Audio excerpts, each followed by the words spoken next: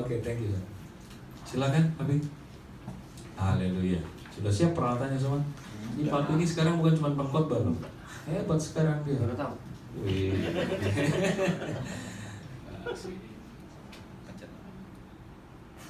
Tes. 1, 2.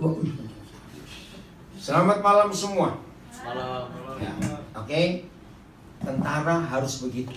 Betul. Ini mendadak pengumumannya. Ya. Tapi yang datang tetap banyak juga.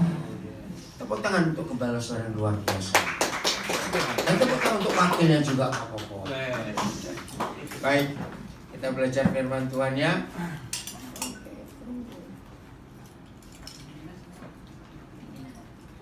Ya. Oke, hari ini hari libur karena 1 Mei. Berarti saudara sepanjang hari ini banyak yang santai.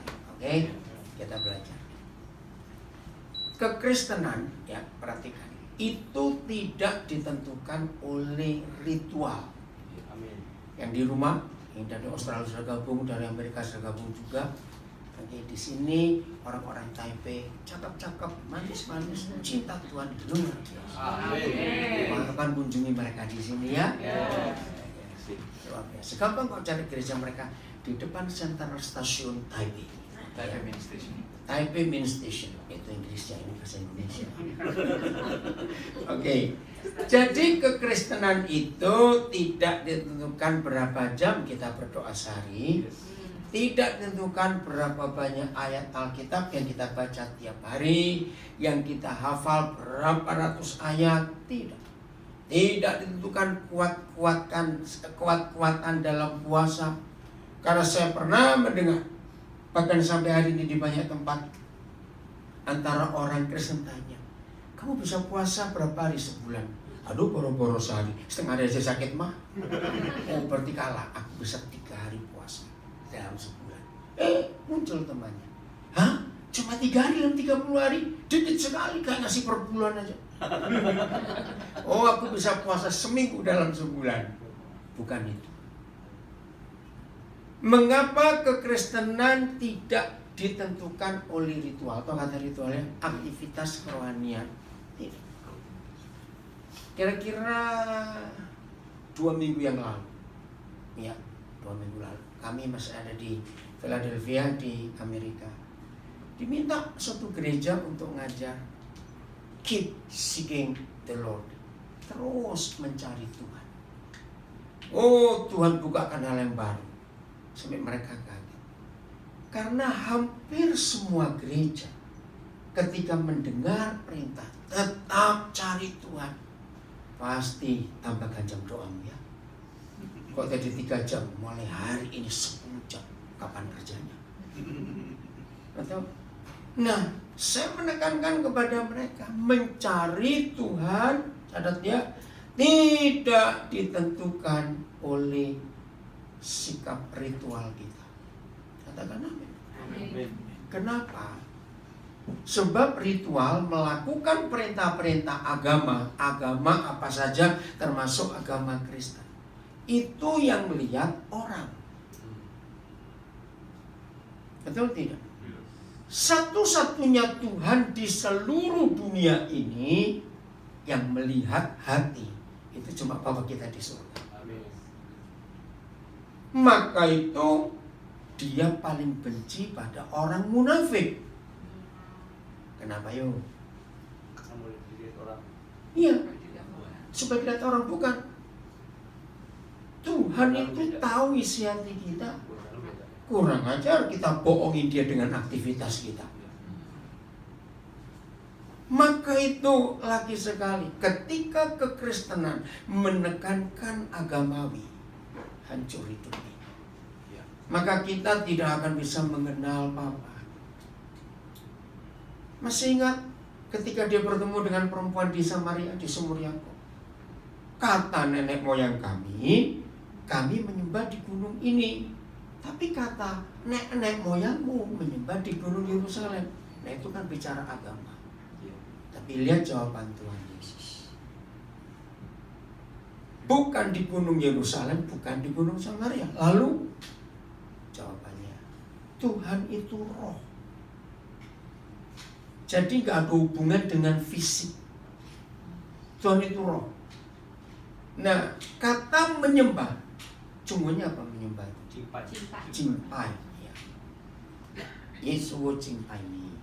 Amin. Oke, cimpai. Ya. Kalau bahasa Hokkien paisunti. Oke. Songti. Ya, dengerin. Jadi di mana dong? Karena Tuhan adalah roh, maka itu dia tidak bisa ditemui dengan fisik. Nah, kata menyembah itu yang betul adalah hidup dengan Tuhan. Itu terjemahan yang betul. Ya, cimpai nih, itu artinya hidup dengan Tuhan.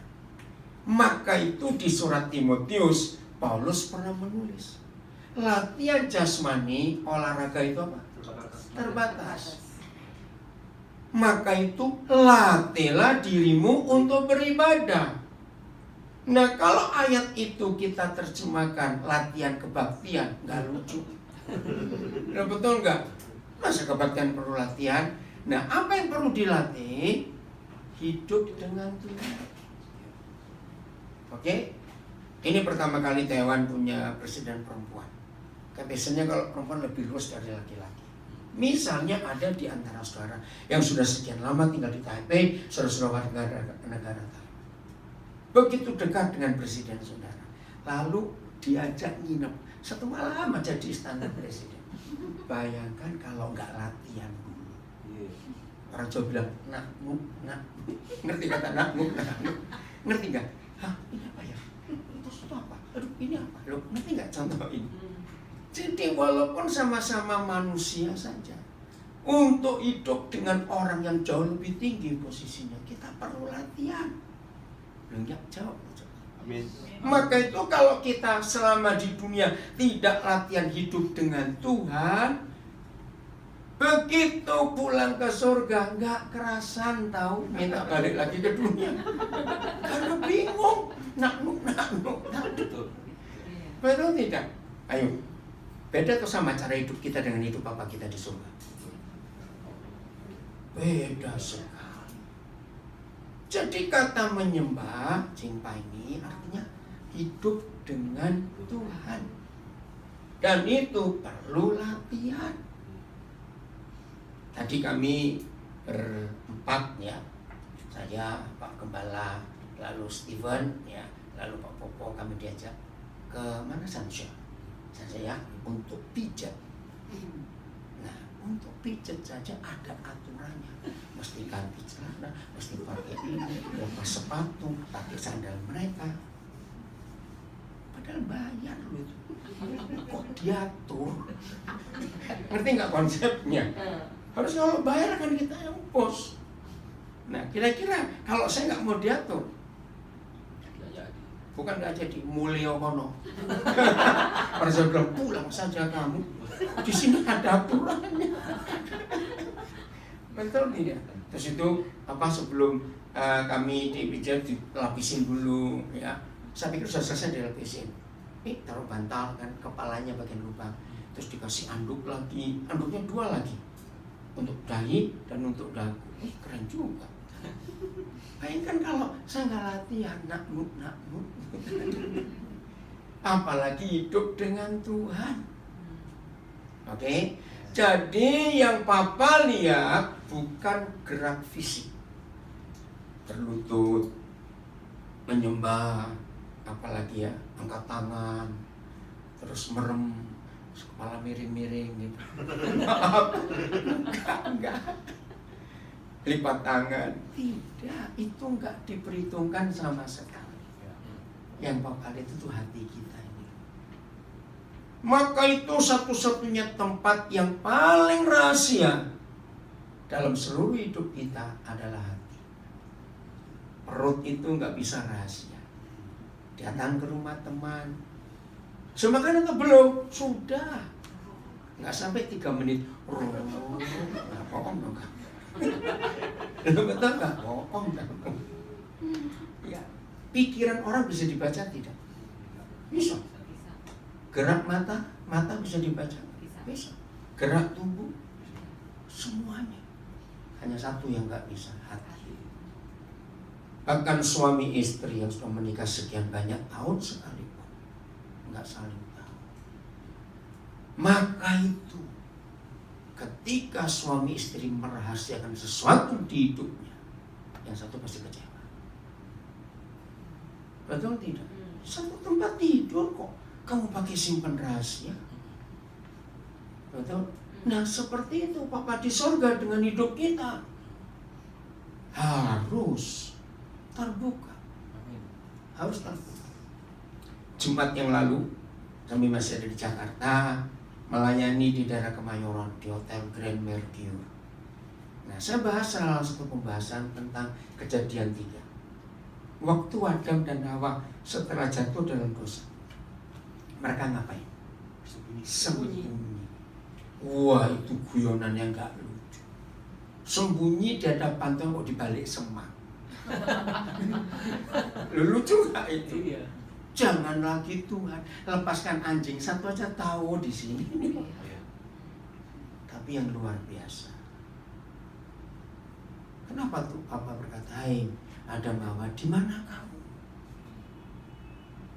Nah sampai hari ini masih banyak teolog yang tidak mempercayai bahwa firman itu menyatakan bahwa betul-betul Tuhan tidak tahu di mana mereka.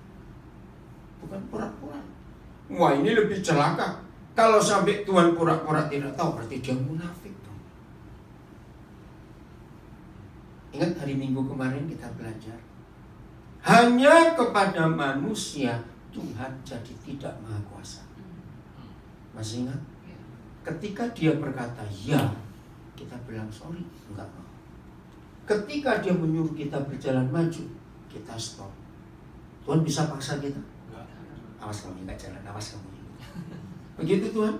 Tidak, pendeta lebih suka ngancam daripada Tuhan. Loh, pendeta ini kan gembala, beda. Betul nggak?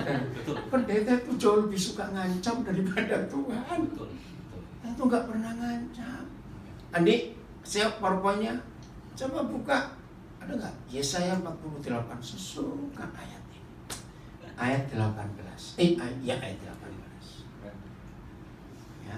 Nanti tolong lihat sungguhnya juga. Yesaya 48 ayat 18. Kata pertama saja. Itu saya kagum Papa, ini luar biasa. Maka itu kalau Tuhan itu maha kuasa kepada manusia, nggak usah repot-repot. Waktu Adam mau metik buah itu, langsung tangannya stroke. Bisa nggak? Lu coba jawab, bisa tidak?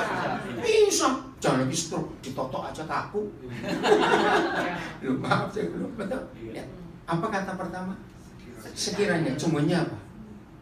Ada nggak kata sekiranya? Nah, kata sekiranya itu terserah kita atau dipaksa? Sungguhnya sama. Iya, terserah hati kita, saudara. Saya kagum Papa. Cobalah sekali-kali kamu tuh, Tuhan tuh tegas pada kami gitu. Kalau nggak mau pukul lah. Mau nggak Tuhan kayak gitu? Enggak. Hebat. Sekiranya engkau memperhatikan perintah-perintahku, aduh ini terserah kita. Maka itu saya ulangi lagi, Tuhan jadi tidak maha kuasa hanya kepada manusia, kepada binatang, pohon, tumbuhan, dan alam semesta. Tuhan berkuasa, Tuhan berdaulat. Tapi atas kita, bisa nggak kita manusia melawan kedaulatan Tuhan? Bisa. Sangat bisa. Maka itu ketika mereka bersembunyi di balik semak, itu betul-betul Tuhan tidak tahu. Karena manusia nggak jujur. Jadi keterbukaan itu ketulusan. Nggak usah banyak nengking setan, nggak usah. Kalau hidup kita kudus dan tulus, setan nggak berani dekat. Amen. Sebab setan itu penuh kemunafikan, Ya. penuh kelicikan. Begitu ada kita nggak tulus, di situ setan bekerja. Licik, ngerti kata licik? Sungguhnya apa licik? Jawab. Jawa. Jawa. Dia nggak bisa. Nah kebetulan ada yang datang hari Jumat itu, lalu malamnya dia WhatsApp saya, bagus, saya baru dapat pengertian. Betul yang dikatakan tadi, bahwa kalau kita menghilangkan diri di hadapan Tuhan, tentu nggak bisa apa-apa. Kecuali kita membuka diri dan kembali kepada Dia baru. Contohnya anak terhilang. Ayo, apa susahnya papanya cari di mana dia berada? Perlu polisi apa namanya? Yang bagian apa? FBI apa CIA? Perlu polisi nggak cari anak itu? Perlu. Nggak perlu. Papa bisa cari sendiri. Betul? Maha tahu. Tapi begitu kita menghilangkan diri kita di hadapan Dia, Dia nggak bisa. Dan ternyata pasal 3 kitab Kejadian diteguhkan oleh Wahyu pasal 3. Semua kita pasti masih ingat Wahyu 3:20. Lihat, aku berdiri di muka pintu, terus kan sambil mengetok. Barang siapa dengar suara ketokanku dan buka pintunya, aku baru masuk. Nah, itu aneh buat saya. Ayo logikanya. Kalau toh pintu itu nggak dibuka, kuncinya tetap dikunci, Tuhan Yesus bisa masuk nggak tanpa dibuka? Bisa, Dia Maha Kuasa kok. Nggak usah dikunci, ditiup aja jatuh pintunya. Tapi kenapa Dia berkata barang siapa mendengar suara ketukan? Saudara, di situ saya belajar. Ternyata Papa kita sangat sopan. Dia nggak pernah dobrak hidup kita. Itu yang luar biasa. Jadi kalau itu pilihan kita, Dia nggak bisa ngapa-ngapain. Maka itu jangan apa-apa berkata, itu kan gara-gara Tuhan. Nah ingat tadi minggu, enggak semua. Enak gara-gara Tuhan. Gara-gara kamu sendiri kok Tuhan diikut salahkan. Betul enggak? Dia sudah bilang, yang ini boleh dimakan. Yang no, jangan dimakan. Yang dilarang dimakan. Cuma kamu geragas. Mulut merakus, maka itu sakit. Nah, terus begitu sakit, oh ini kehendak Tuhan. Enggak sempurna. Enak aja sakit gara-gara diri sendiri yang salah, Tuhan disalahkan. Betul? Sudah diberitahu, ampuni siapapun juga. Manusia nggak mau mengampuni. Malah saya pernah ketemu seorang, ini jangan ditiru. Ada nih, boleh nggak saya minta begini? Minta apa? Saya mau berdosa 5 menit saja, terus saya bertobat. Maksudmu? Saya tuh benci pada orang itu. Nah 5 menit ini saya mau tempelin dia, setelah saya bertobat. Orang aneh juga. Mudah-mudahan ada yang seperti itu di sini. Saya mau berdosa 5 menit saja. Ada loh ternyata. Maka itu manusia ini memang. Ngerti ya? Jadi Tuhan tidak tahu Adam dan Hawa sembunyi di mana. Karena nggak terbuka, ada yang disembunyikan. Maka itu jangan berkata ini kan tergantung Tuhan. Tidak. Semuanya tergantung kita. Mau mentaati hukum-hukumnya atau tidak. Sekiranya engkau lihat hasilnya, maka sekiranya maka damai sejahtera bukan seperti sungai yang tidak pernah kering, dan kebahagiaan bahkan terus berlimpah seperti gelombang-gelombang laut yang tidak pernah berhenti. Wow. Maka ini hasilnya. Kalau kita mau mengikuti perintah-perintahnya, apa saja. Maaf, mudah-mudahan nggak ada yang tersinggung, tapi ini kita belajar. Ada orang yang ingin menikah, tapi nggak menikah. Jawabannya cuma satu, dia terlalu rewel milih. Sebetulnya Tuhan sudah kirimkan jodohnya 6 tahun yang lalu, cuma kakinya pendek sebelah. Dia tolak. Maaf, ngerti nggak ilustrasi? Loh, kalau Tuhan beri, terimalah. Tahu, kamu nggak kawin dengan kaki. Ngerti? Jadi Apa yang Tuhan beri itu yang terbaik karena Dia tahu yang cocok dengan kita itu siapa. Amin. Jadi sekiranya engkau memperhatikan perintah-perintah, jadi 90 sekian persen orang nggak menikah padahal dia ingin menikah karena terlalu rewel untuk milih. Kalau dengan kaki 4 kan tidak mungkin, kaki 2 nggak dapat, masa dengan kaki 3? Kan obat cariawan, sampai kaki 3. Coba, sudah cukup. Kaki 2 jadi beri ditolak terus. Letak penyegar. Apa? Letak penyegar. Letak penyegar. Jadi Tuhan itu luar biasa. Betul? Jadi ikutilah peraturannya. Hidup ini akan luar biasa. Kita kan nggak tahu hari depan bagaimana. Kan yang paling tahu Tuhan. Oke, jadi saya ulangi. Iblis tidak perlu ditengking. Iblis nggak perlu diusir, nggak perlu dianting. Hiduplah kudus, hiduplah tulus. Setan gak bisa masuk ke daerah itu. Kekudusan dan ketulusan itu tempat yang sangat licin buat setan. Ngerti ilustrasinya? Berdiri saja gak bisa di daerah itu, dia pasti terpeleset. Istilahnya. Maka itu mereka gak bisa masuk ke hidup gereja yang kudus dan tulus. Terbuka. Nggak usah takut apa kelemahan kita. Nggak usah takut. Lebih baik kita terbuka supaya orang bisa nolong kita dan ngawasi kita juga. Itu lebih enak.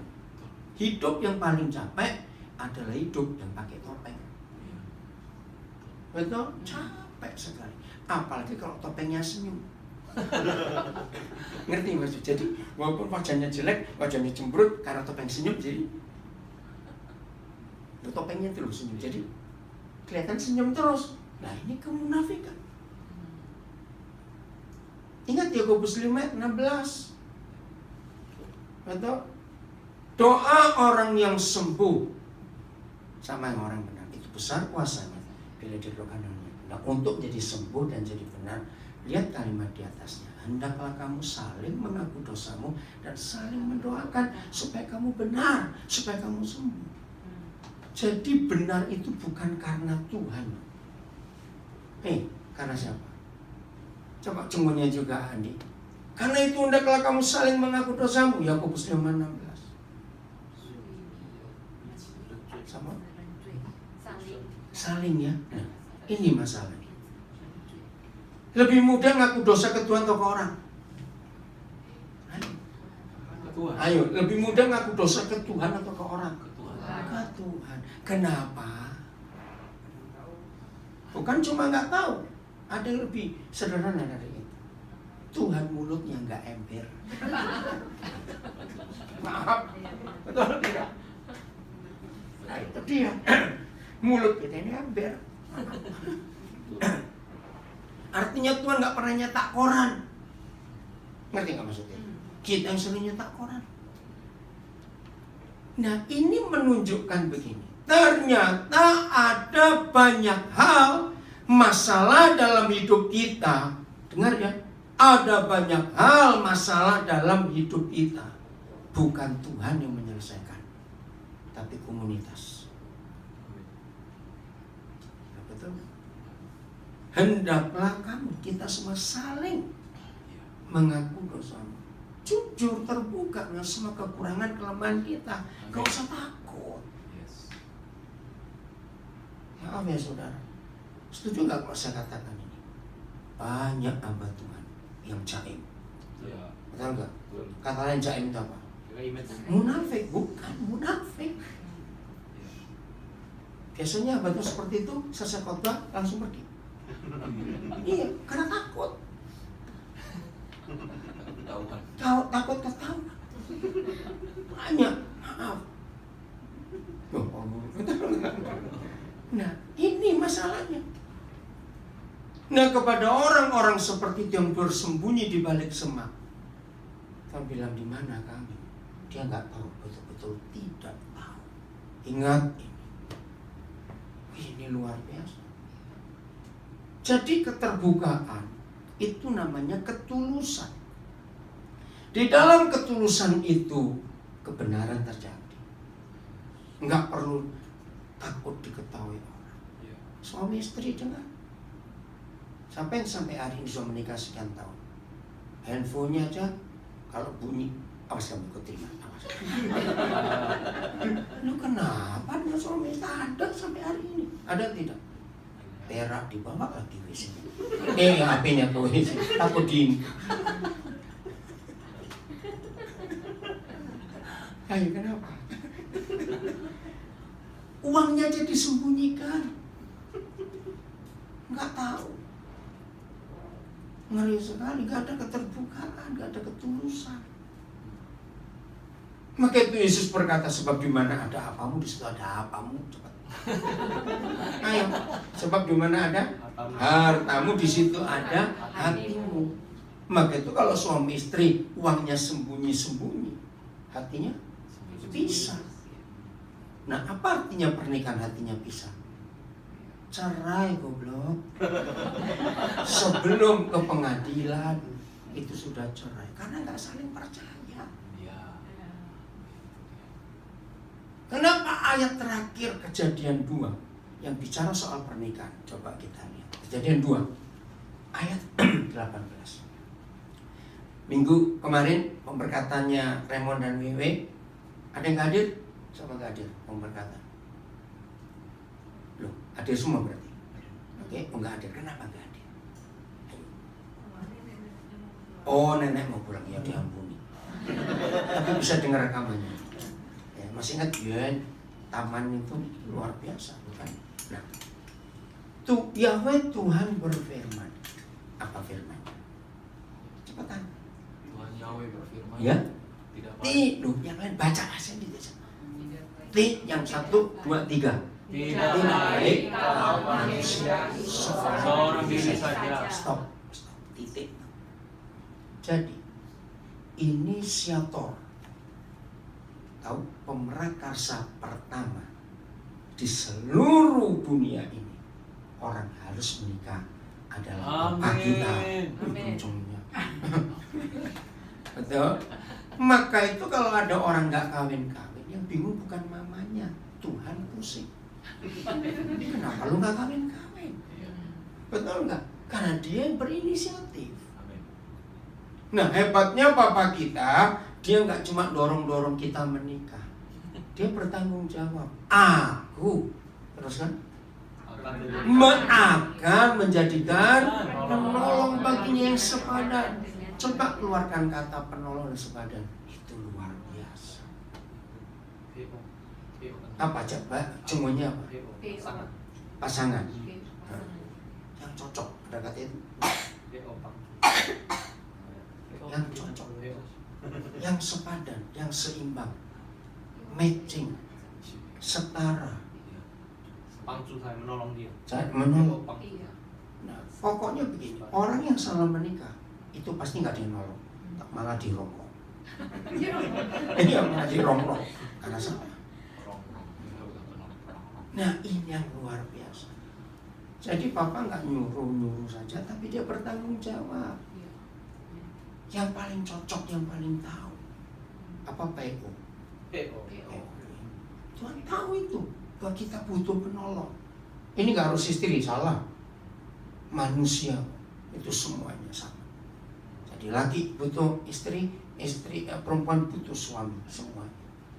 Nah, di dalam konsep keluarga ini, ya, lihat ayat 25, yang terakhir di pasal 2. Ada yang bilang ketulusan lagi. Ayat 25, pasal 2 kitab Kejadian. Ini luar biasa. Maka itu rumah tangga yang nggak jujur, suami istri. Ada setan di situ. Kenapa? Karena setan selalu ada di tempat yang ditutupi. Ngerti nggak maksudnya? Kalau tempat itu terbuka, nggak ada. Begini ilustrasinya. Rumah yang banyak perabotannya, bawahnya itu seminggu aja nggak diangkat. Ada apa? Debu, ada kotoran. Nah, suami istri yang tidak telanjang, mereka keduanya telanjang. Siapa? Manusia, suami dan istrinya itu. Tapi mereka tidak merasa malu. Dulu saya pikir ini bicara seks, ternyata tidak. Ini bicara ketulusan suami istri. Suami istri jangan ada rahasia, termasuk uangnya. Ya tapi aku nggak percaya dia suka ngabisin duit. Nah, kenapa dulu kawin dengan orang yang nggak bisa dipercaya? Ya betul tidak? Kenapa dari awal nggak kenal dulu? Kenapa? Oh dia tuh suka judi. Potong aja tangannya. Suka judi pakai kaki. Repot.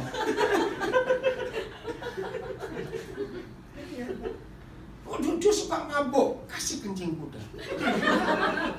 Gampang kok saudara. Tadi waktu di Sansia, orang dari Jerman, ya, dia blasteran, ya, papanya Tionghoa, mamanya Jerman. Jadi kalau dia ngomong dengan saya itu bahasa Inggris sedikit bahasa Inggris. Nah, dia menikah dengan orang Afrika, pendeta, tapi suka nyakiti. Nah, tadi dia bilang, aduh, dia manggil saya papi, suami saya pergi. Saya jawab, biarin, gak usah kamu cari. Karena bukan sekali, 2 kali. Dia kaget waktu saya nasihati itu. Tapi dia bilang, kalau saya mendengar kalimat ini, saya jadi lega. Maka itu, biar. Suruh puas-puas di sana. Terus saya tambahkan kalimat terakhir. Yesus Kristus, suamimu yang paling setia. Besarkan anak-anak. Gak usah ngarepin orang kayak begitu. Untuk apa? Enggak jujur. Oke. Pokoknya ketika suami istri ada yang ditutupi, keluarga itu pasti ada setan. Yang gelap itu mas, terbuka. Apa saja. Masalah telepon aja. Betul, itu hal kecil. Berarti kalau dia takut diterima pasangannya, ada rahasia. Betul, ada rahasia. Ada loh seperti itu. Nah, maka itu ayo lihat. Ini ayat terakhir Kejadian 2 yang bicara soal keluarga. Nah, jadi kata telanjang artinya apa? Terbuka. Kalimat bahasa Jawa bagus, bloko suto. Artinya transparan. Mulut dan hati sama. Luar dalam sama. Enggak ada yang disembunyikan. Oh, saudara hidup seperti ini. Lega, ringan, enak. Betul tidak? Enggak ada yang ditakuti. Loh, nih orang tua gimana? Sudah tahu kok. Ngapain harus takut? Udah tahu. Oke. Mazmur 73 ayat 1. Jadi kalau hari ini saudara belum tahu jawabannya, ada orang Kristen bilang, aku sudah sungguh-sungguh lu dengan Tuhan. Aku ini paling rajin kalau ke gereja. Aku yang paling buka pintu duluan. Maksudmu apa? Kalau nggak ada aku, gereja itu nggak jadi. Sombong. Aku yang paling banyak memberi. Tapi kenapa Tuhan pilih kasih? Kenapa Tuhan tidak hadir? Kenapa hidupku begini? Ini jawabannya. Ya, nanti tolong cunggunya. Kok ada kalau udah itu apa? 2. Dua orang. Kalau suami istri 2 orang. Oh, Mazmur. Andi ini. Ya, masa bilang Mazmur 731. Aduh, mau lamaran jadi begitu Andi ini. Maaf ya dia. 1 Mazmur 731. Kira sudah pindah itu ternyata masih kejadian. 73 di kapan kok di kamu percayalah, gak usah khawatir. Kau sudah jadi kok. Kemarin kan kamu nunjukin papi calon fotonya. Oke. Sesungguhnya Tuhan itu baik bagi mereka yang tulus hatinya, bagi mereka yang bersih hatinya. Cumanya ada 2 kata itu atau 1 aja? Hati yang bersih satu itu aja. bersih. Jadi papa kita itu nggak bisa baik kepada semua anaknya. Tuhan Yesus pun nggak bisa baik pada semua murid-muridnya. Kebaikan Tuhan hanya bisa kita alami kalau hati kita bersih, murni, tulus. Cuma itu. Maka itu saya ulangi lagi, Tuhan nggak bisa kita tipu dengan aktivitas ritual kita, nggak bisa. Ritual kita cuma orang lain yang lihat, atau tulus. Maka itu sampai ayat ini pun saudara tahu, Kejadian 3, waktu mereka sembunyi betul-betul Tuhan tidak tahu, bukan pura-pura tidak tahu. Ya karena mereka melarikan diri. Ya udah, itu pilihan. Aku nggak bisa ngapa-ngapain. Wahyu 3:20, ternyata papa kita nggak pernah dobrak. Itu luar biasa. Pokoknya kalau kita dengar suaranya dan kita buka pintu, dia masuk. Itu luar biasa. Itu hati ini bagaimana? Di hadapan dia jangan ada hal-hal yang lain. Oke? Jadi kebaikan Tuhan hanya kepada kita yang tulus dan bersih hatinya. Di situ saja nggak bisa bekerja. Jadi mulai hari ini kalau masih ada orang yang kecewa dan lapor saudara, terangkan pelan-pelan. Mamamu aja nggak tahu, suamimu pun nggak tahu, istrimu nggak tahu, anakmu nggak tahu ada apa di hatimu. Aku juga tidak tahu. Yang tahu cuma kamu dengan Tuhan. Bereskan. Ngomong terbuka. Apa yang masih engkau simpan dalam hidup ini? Jadi orang yang tidak pernah melibatkan Tuhan di hidupnya, dengar, orang yang tidak pernah melibatkan Tuhan di hidupnya, maka dia mengerjakan apa saja itu dengan dirinya sendiri dan tanpa Tuhan. Wih, betapa beratnya hidup seperti itu. Betul tidak? Berat, saudara. Iya atau tidak, coba orang? Berat. Maka itu kenapa Tuhan Yesus berkata, pikul aku yang kupasang. Artinya barengan mikul, maka jiwamu akan dapat kelegaan. Nah, kalau barengan Tuhan, aduh lega sekali hidup ini. Ayat itu saya selalu pakai untuk menolong rekan-rekan saya, hamba-hamba Tuhan yang ngeluh, tuh kok berat ya. Mungkin aku salah tempat. Bukan salah tempat, kamu salah mikul beban. Kalau bebannya Tuhan Yesus yang kamu pikul, dia berkata, kuku itu enak tenan, ini bahasa Surabaya.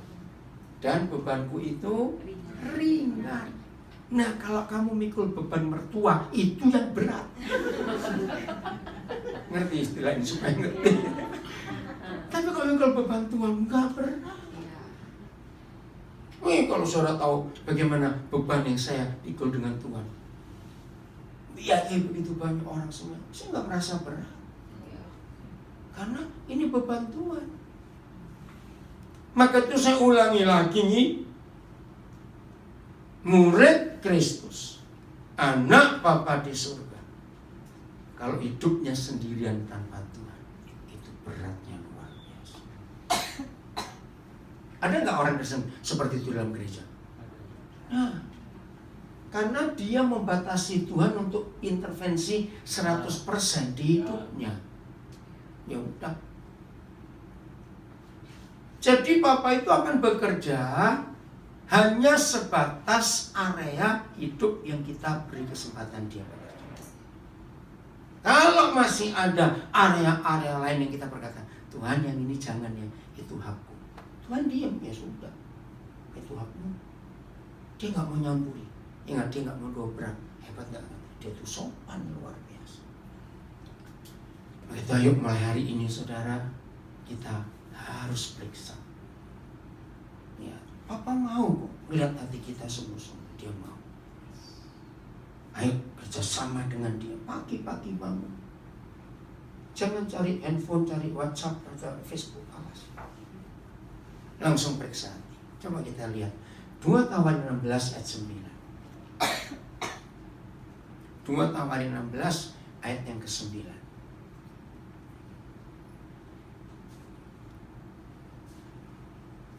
Karena mata Yahweh ngapain?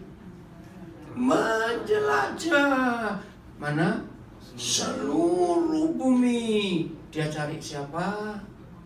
Orang yang bersungguh hati terhadap dia. Bukan yang rajin berdoa, bukan yang rajin ini, yang sungguh hati. Begitu Papa menemukan kita, pagi-pagi bangun, kita bereskan hati dulu, kita serius dengan dia. Sepanjang hari ini kita ngikuti apa yang dia suruhkan kita lakukan. Begitu Papa menemukan orang seperti itu hatinya, dia apakan? Untuk melimpahkan kekuatannya. Contohnya melimpahkan atau memberi?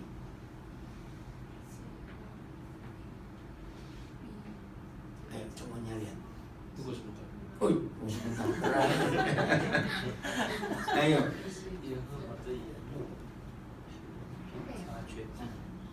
Saya ada pinjam. Pinjam, ya baca pinjam. Ada kata bersungguh hati atau kata lain? Coba. Jujur. Oh jujur. Nah itu yang jujur. Andi ada terjemahan lain nih yang cuma jujur. Jujur ya. Nah itu yang Tuhan cari. Hati. Ini terjemahan lain nih atau sama tadi? Enggak, yang cuma enggak ada. Oh satu aja. Oke, Inggris juga boleh. Melimpahkan ada enggak? Kata melimpahkan, cumbunya ada enggak? Yang membantu, menolong. Oh menolong ya. Kemampuannya menolong. Menolong untuk Orang yang jujur. iya, memberikan pada orang yang jujur. mempunyai hati yang jujur. Kata melimpahkan ada enggak dalam cumbu? Tangan. Bedanya apa? Memberikan dan melimpahkan. Beda enggak? Beda. To show himself strong Strong. Melimpahkan kekuatan. Yang ke dia. on behalf. Kuasa yang besar. Kuasa yang besar itu. Tanam, panggil. Ya. Sekarang bayangkan, kalau tiap pagi kita bangun dan mata Yahweh Tuhan menjelajah seluruh bumi, bukan cari yang rajin berdoa sekian jam subuh-subuh, tidak, yang hatinya jujur, yang hatinya sungguh-sungguh, maka orang itu dilimpahi kekuatan, kuasa yang besar. Ayo jujur, mana lebih baik, punya kekuatan yang besar itu dan punya duit yang banyak? Nah itu dia. Jadi kalau nggak besar, nggak punya duit, nggak apa-apa, supaya kita bisa berharap betul kepada Tuhan. Saya nggak tahu di STP suka nyanyi nggak lagu satu-satunya yang ku andalkan. Nah, saya kalau diundang gereja dan mau khotbah nyanyi lagu itu, wah kesempatan saya. Tak undang itu cuma bahasa Indonesia, dan itu apa ya? Nggak usah tahu. Jangan nyanyi lagu itu ketika duitmu sedang banyak. Betul. Loh, betul tidak? Uang yang lagi banyak nggak mungkin bisa berkata satu-satunya yang ku andalkan. Duit yawe-yawe. Uangnya panggil-panggil. Loh ya atau tidak? Jadi orang Kristen gereja nyanyi lagu itu harus ketika nggak punya uang. Maka itu sering-seringlah nggak punya uang. Ada yang mau bilang, ada tiap hari dia lihat. Makanya bohong. Ada tiap hari nggak ada uang. Ya dapat makanya yang nyanyi yang betul itu. Betul tidak? Harapan itu cuma ada satu di antara dua, ke uang atau ke Tuhan. Nggak ada yang lain. Jadi kalau uang lagi banyak, udah jangan nyanyi itu lah, munafik. Betul? Lu yang tidak cepat jawab. Ya. Amin. Maka itu sering nggak punya duit. Amin. Supaya kelihatan harapan kita itu kemana. Ya. Tapi kalau saya terlalu banyak uangnya diapain? Iya toh. Jawab sendiri, saya tahu kok jawabannya. Awas pura-pura nggak tahu. Luar biasa Tuhan itu. Tadi pulang dari Sanjak, pijit, nggak tahu ngomong apa ya. Oh, Pak Popo, kita ini jadi murid Yesus, serahkan semua milik. Terus Pak Gembala bilang, waduh, satu-satunya yang berharga itu gitar listrik saya. Mana dia? Enggak ada. Pak Gembala. Nah, terus saya bilang, itu bukan dijual, bukan dikasih orang, tidak. Tetap miliki, cuma hati nggak nempel ke situ. Nah, kalau ada orang pinjam, jangan kamu ikuti orang itu kemana pergi. Takut terbentur gitarnya. Awas kamu aja. Awas. Ngerti nggak? Jadi bukan serahkan semua. Coba ini Lukas 14 ayat 33 ya. Jadi yang Papa cari tiap pagi adalah apa? Kejujuran hati yang sungguh kepada Dia. Hati, bukan yang lain. Sekarang Lukas 14:33. Semuanya nanti lihat ya. Demikian pula lah. Berapa orang? Tiap orang. Terus kan?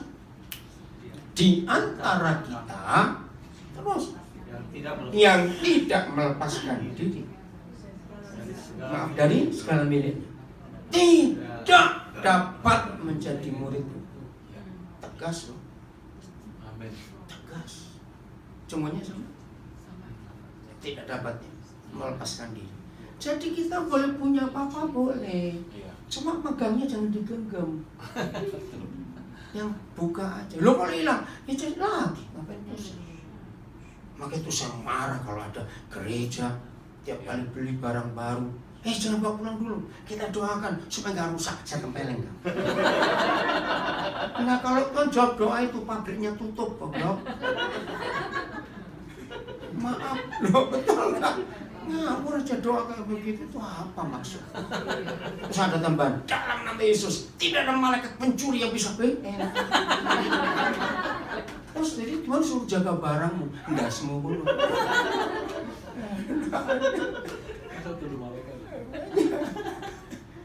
Nah, jadi kita boleh punya apa-apa enggak, jangan takut hilang.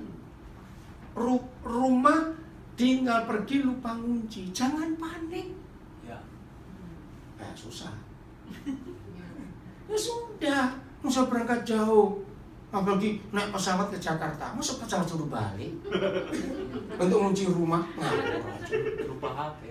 Tidak apa-apa, lupa lagi susah. Lebih panik. Ya, jadi tidak boleh melekat dengan apapun hati ini, Amin. hanya untuk Tuhan Yesus.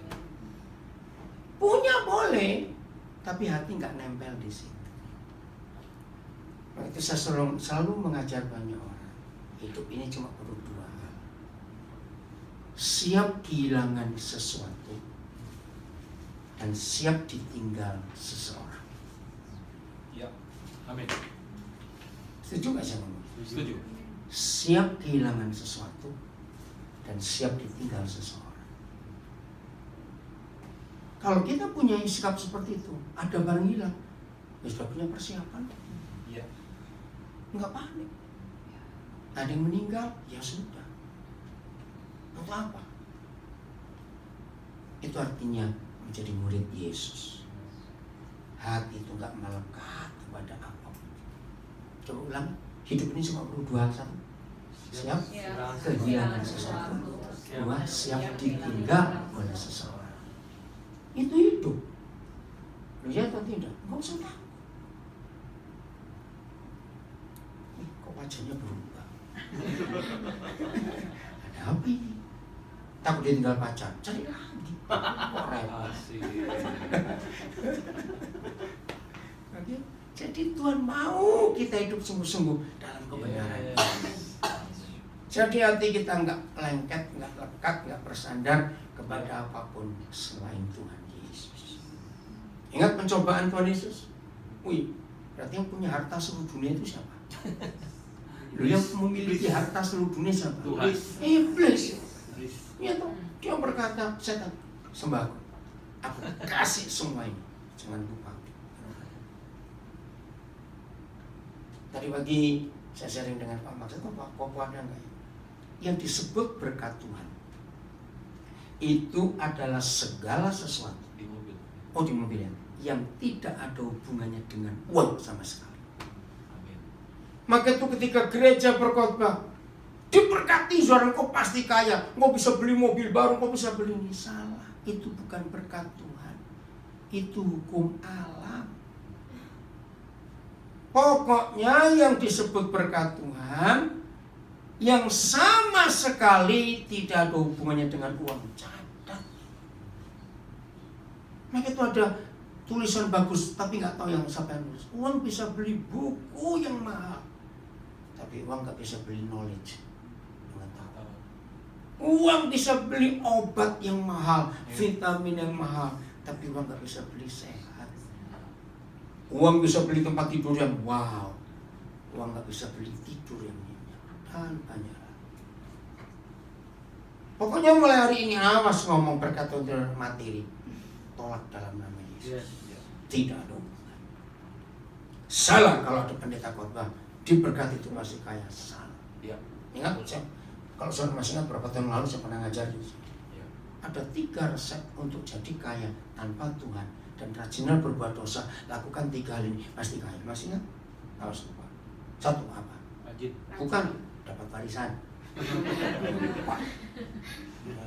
Begitu saudara, mungkin ya. Tapi pernah terjadi tuh di Taiwan ada TKW dari Indonesia menyayangi ama itu yang meninggal dikasih warisan. Nah, bisa kan? Nah, itu tanpa Tuhan pun bisa kaya. Berdosa lah, nggak apa-apa. Itu hukum Allah. Yang kedua, rajinlah. Yang ketiga, pelitlah. Maka 3 resep ini kalau orang melakukan pasti kaya tanpa Tuhan. Betul. Maka itu jangan ngomong kekayaan dihubungkan dengan Tuhan, sama sekali tidak. Sama sekali. Jadi lagi sekali, menurut Matius 4, seluruh kekayaan dunia itu milik iblis. Karena dia berkata kepada Tuhan Yesus, sembahku, aku beri semua ini. Luar biasa. Ya, jadi buang konsep berkat untuk materi tidak. Nah, di sini kita belajar hal yang nomor 1 membuat kita nggak bisa jujur dan terbuka. Itu gara-gara uang. Betul tidak? Uang. Takut disembunyikan.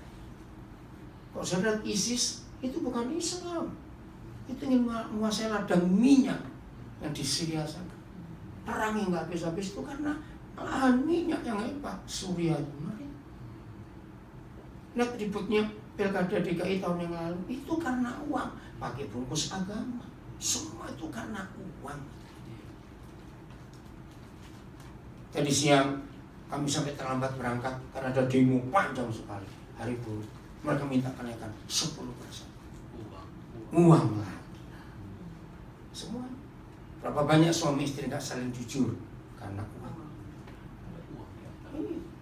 Nah itu hati-hati saudara. Dengan yang namanya materi, hati-hati. Oke? Jelas ya? Periksa hati kita. Siapa yang ada di sini yang lain?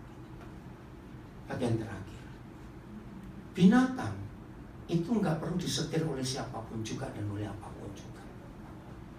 Betul, hidup mereka ya begitu. Ajak mereka ke supermarket. Jangan tanya kamu mau belanja apa. Loh, betul nggak?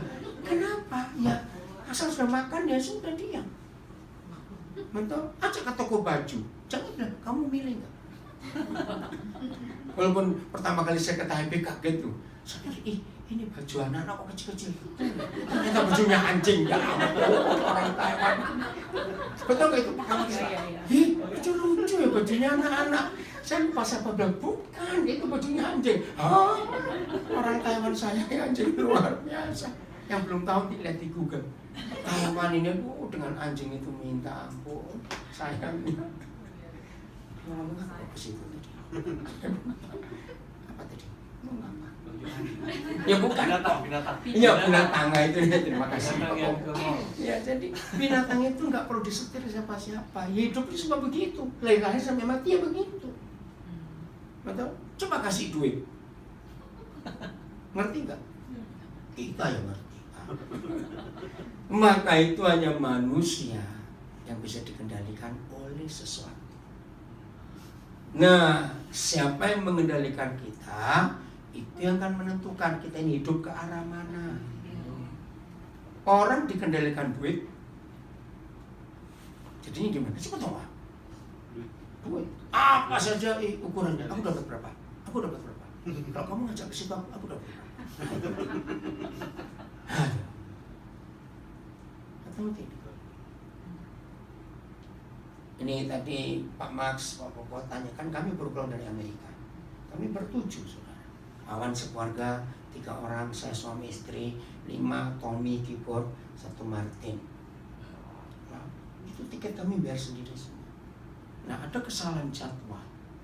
Ya udahlah, itu saya pun nggak bisa nyalakan siapa-siapa karena keadaan. Jadi kami bertujuh dari Los Angeles ke Pensacola. Dari Pensacola itu tidak pesawat ya, jauh sebelumnya. Dari Pensacola kami ke Philadelphia.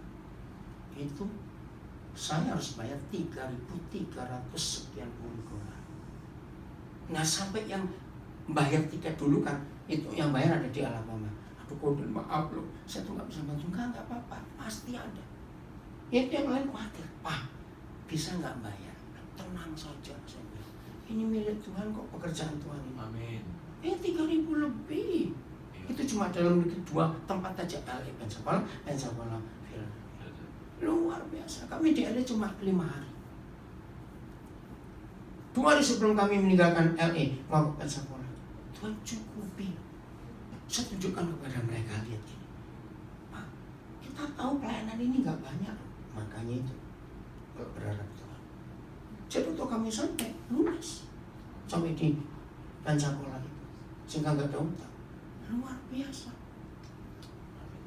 Nah, barang kami itu banyak, ya 1 orang Indonesia. Kalau ke Amerika, itu hebatnya 1 orang bisa 2 koli gede, ya. Dan satu koli itu 23 kilo. Jadi kami berenam, Martin ke tempat lain. Jadi kami cuma berenam. Kopernya itu 8, gede-gede. Bayangin, itu belum yang kecil, yang angker. Nah, kami dari Philadelphia mau ke New York. Nah, tadinya kami sudah dapat sewa mobil murah karena ada orang Indonesia. Ya tahu nih pelayanan, $300. Langsung kami ya berenam, 7 dengan dia, barang kami nyewa mobil van gede. Tiba-tiba ada saudara dari DC, udah ngapain nyewa mobil? Kalian naik bis aja, kan lebih murah. Nah, untuk 6 orang bis itu murah, cuma 110 kira-kira ke New York. Nanti barangnya biar kami yang bawa. Memang kami tahu dia punya mobil. Ini rombongan sudah berangkat. 2 hari kemudian dia sakit. Nah, aku minta maaf. Ya sudah, mau diapain saya minta maaf kok. Nanti saya bingung, ini barang segini banyak diapain? Keren loh. Saya sendiri naik Uber di Amerika. Keren. Betul enggak? Bayar $290. Philadelphia, New York. Orang sampai pusing. Saya bilang, ngapain pusing? Oh, kamu gak ngasih duit aja. Biasanya yang pusing itu gak ngasih duit itu. Sudah kamu diam aja. Repot aja. Aduh, sayang dong, sayang. Sayang gundul musiknya. Saya gak ngomong, maaf. Dia ngomong apa ada. Mereka heran. Ini pelayanan model apa? Karena Tuhan berkati. Amin. Luar biasa. Nah, minggu yang lalu, jadi baru seminggu kemarin ya, kami masih di New York. Nah, pulang saya tuh nggak tahu. Ternyata di Amerika itu ada steak yang paling mahal. Namanya Peter Luger. Capek cari aja, saya nggak tahu. Tapi memang enaknya luar biasa. Nah, kami berenam, ditambah 1 keluarga, ada 3 orang lagi yang makan. Nah, saya tuh dengerin mereka. Saya tahu, ini pasti ngomong masalah duit. Saya nggak mau kasih. Saya keluar dulu, saya taruh kartu saya bayar. Mereka kabur. Jangan sudah-sudahlah, karena cuma kerja di sini ke restoran, tahu ini mahal. Maaf, saya cuma cerita. Saya bayar $740. Makan segitu banyak, dan itu rekor buat saya. Seumur hidup saya makan sampai 9 juta ya bro. Tapi memang enak saya. Nggak rugi. Kenapa? Jangan itu. Pak Max, jangan itu. Gawat. Ini kecil-kecil makannya banyak. Ikut. Serius. Mereka sampai heran. Yang nggak merasa apa-apa. Sampai dia bilang, aduh ini pertama kali ini saya makan mahal dibayar hamba Tuhan. Saya bilang, saya bukan hamba Tuhan, saya bos. Amin. Oh, ya, enggak usah. Habis mereka kan, aduh siapa ini bulan Bapak. Jadi kasih. Maaf, ngerti maksudnya? Nah, maka itu setan dengan saya sakit hati. Kenapa? Karena saya nggak pernah sayang mereka. Uang itu kan setan, kata Tuhan Yesus. Setan itu uang. Maka itu jujur, di dompet ada berapa setan sekarang? Di bank ada berapa setan? Maka itu jangan dekat-dekat dengan setan. Oh, amin. Nah, dari situ hati ini jadi enak sekali, betul nggak? Amin. Maaf, saya cuma cerita ya, jangan mikir. Steve kesini, saya bayar tiketnya. Saya tahu keluarganya sudah habis-habisan karena untuk mengobati 2 rumah dijual. Untung dia bisa sehat seperti itu. Lihat ini. Maka itu ketika orang tuanya tahu saya akan ngajar, aduh, kamu tuh gak punya uang, saya akan bayar. Pokoknya dia tinggal Jakarta, saya akan ngajar. Wah, 2 hari dia luar biasa bukan? Dia bisa jadi kesaksian, jadi berkat yang hebat. Itu. Jadi hati ini gak boleh lengket dengan apapun. Gak boleh. Nanti mau pulang ke terus. Tapi jam berapa terus? Ini muka sudah ada yang kotak-kotak ini. Oke, enggak ya. Jadi hati ini kita arahkan kemana? Itu menentukan. Oke. Kisah Rasul 20 ayat 22. Nah, yang nyetir siapa? Saya nggak mau disetir oleh uang dalam hidup saya. Maka itu saya tuh nggak pernah merasa rugi loh seumur hidup. Oh, amin lagi. Amin. Saudara penesepi itu nggak boleh merasa rugi. Saya kalau naik pesawat, ya banyak orang itu tiap kali mau pulang naik pesawat dari luar negeri pasti stres dulu. Stres apa ya? Pura-pura kayak nggak pernah naik pesawat. Bagasimu itu loh. Loh betul nggak? Loh iya atau tidak? Jawablah Hampir rata-rata orang Indonesia kalau mau balik ke Indonesia dari luar negeri pasti stres dulu. Nimbangnya bolak-balik selama seminggu. Ini apa yang dikurangi? Apa yang ada? Nah, kalau saya nggak mau repot, kalau saya suka dan saya beli, ya bayar. Ngapain pusing? Ya kok nggak amin? Iya dong, beli-beli sendiri kok ribut. Loh, kok tertawa kenapa? Enggak, jangan panik, jangan stres. Masuk penyakit tuh. Masa mau pulang tuh nggak bisa tidur? Barangku, titip siapa ya? Saya mau pergi. Betul? Kenapa San? Oke, lihat. Tetapi kapan? Sekarang. Nah, bacanya salah. Kalau ada kata sekarang tertulis di Alkitab, harusnya bacanya tetapi tiap hari. Ngerti nggak? Nggak ngerti? Oke. Kalau besok kita baca? Oh. Nah, lusa kita baca? 10 tahun lalu kita baca? Nah, tetapi tiap hari sebagai stop dulu. Siapa yang menawan kita? Ada nggak orang ditawan kemarahan? Loh, ada nggak? Ada. Ada orang ditawan pornografi? Ada orang ditawan iri hati? Banyak. Ada orang ditawan duit? Lebih banyak lagi. Maka itu selalu kita tanya, siapa yang menawan hidup? Cumanya apa kata menawan? Paman jangan ikut baca ya, salah nanti. Diikat. Hatinya itu hatinya. Oh, cumanya ada kata hatinya diikat. Hatinya diikat siapa?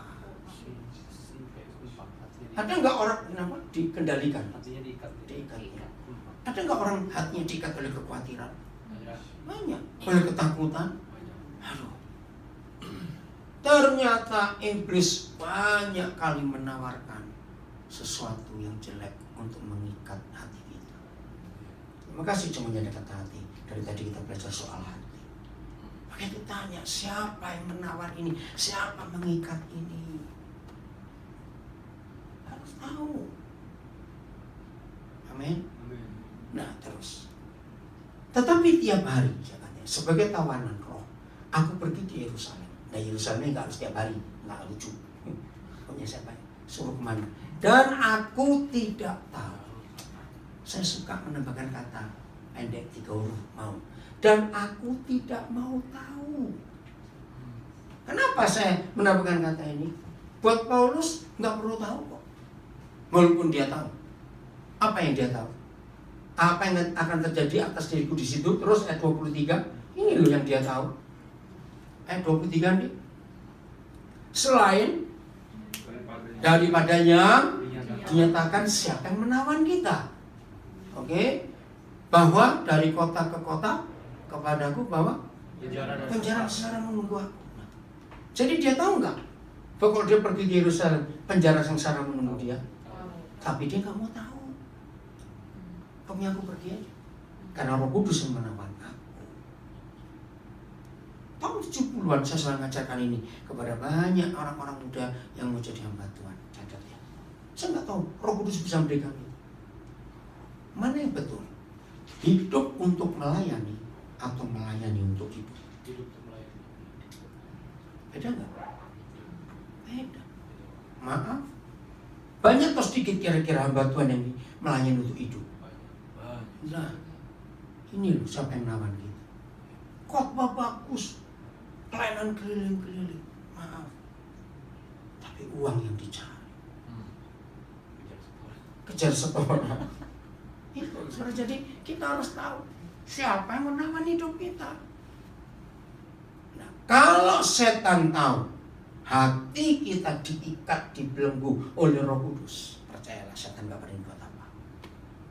Amin. Katakan amin. Amin. Gak berani. Karena dia tahu ada Roh Kudus dalam hidup kita. Yes. Jadi mulai hari ini apa yang kita harus lakukan? Amin. Ayat terakhir. Yohanes 12 ayat 26. Yohanes 12 ayat 26. Saya suka belajar ayat ini. Supaya kita tahu kemana arah hidup kita.